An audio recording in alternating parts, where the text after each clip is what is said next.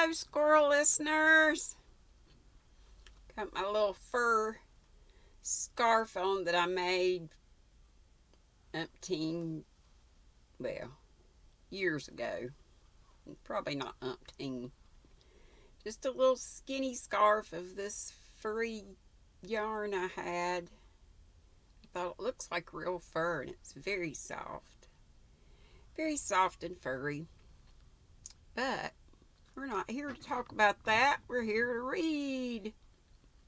Let's find out what else is going on in the world of Anne.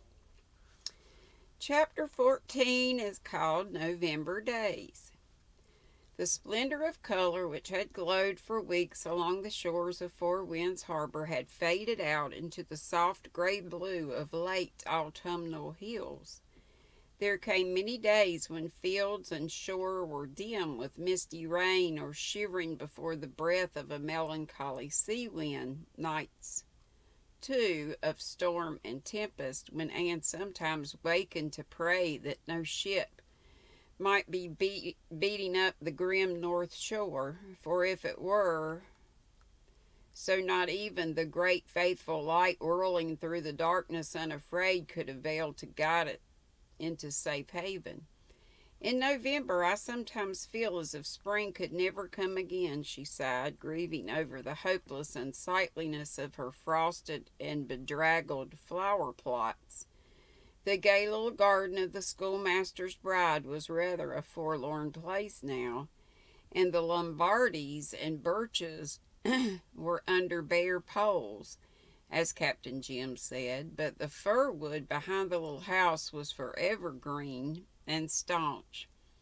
And even in November and December there came gracious days of sunshine and purple hazes, when the harbor danced and sparkled as blithely as in midsummer, and the gulf was so softly blue and tender that the storm and the wild wind seemed only things of a long-past dream. Anne and Gilbert spent many an autumn evening at the lighthouse. It was always a cheery place, even when the east wind sang in the minor and the sea was dead and gray. Hints of sunshine seemed to be lurking all about it. Perhaps this was because the first mate always paraded it in a panoply of gold. He was so large and effulgent that one hardly missed the sun, and his resounding purrs formed a pleasant accompaniment to the laughter and conversation which went on around Captain Jim's fireplace. Captain Jim and Gilbert had many long discussions and high converse on matters beyond the ken of cat or king. "I'd like to ponder on all kinds of problems, though I can't solve them," said Captain Jim.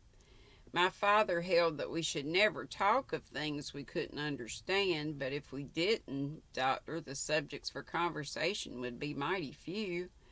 I reckon the gods laugh many a time to hear us, but what matters so long as we remember that we're only men and don't take to fancying that we're gods ourselves, really, knowing good and evil. I reckon our powwows won't do us or anyone much harm, so let's have another whack at the winds." "Why and whither this evening, Doctor?"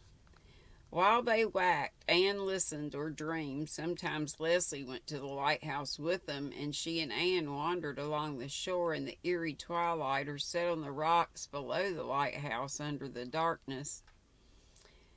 Until the darkness drove them back to the cheer of the driftwood fire. Then Captain Jim would brew them tea and tell them tales of land and sea and whatsoever might betide the great forgotten world outside. Leslie seemed always to enjoy those lighthouse carousels very much, and bloomed out for the time being into ready wit and beautiful laughter or glowing-eyed silence. There was a certain tang and savor in the conversation when Leslie was present, which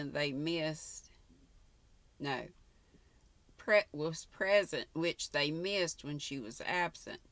Even when she did not talk, she seemed to inspire others to brilliancy. Captain Jim told his stories better, Gilbert was quicker in argument and repartee, and Anne felt like gushes and trickles of fancy and imagination bubbling to her lips under the influence of Leslie's personality. That girl was born to be a leader in social and intellectual circles far away from Four Winds, she said to Gilbert as they walked home one night. She's just wasted here, wasted. Weren't you listening to Captain Jim and yours truly the other night when we discussed that subject generally? We came to the comforting conclusion that the Creator probably knew how to run his universe quite as well as we do, and that after all there are no such things as wasted lives, saving and except when an individual willfully squanders and wastes his own life, which Leslie Moore certainly hasn't done.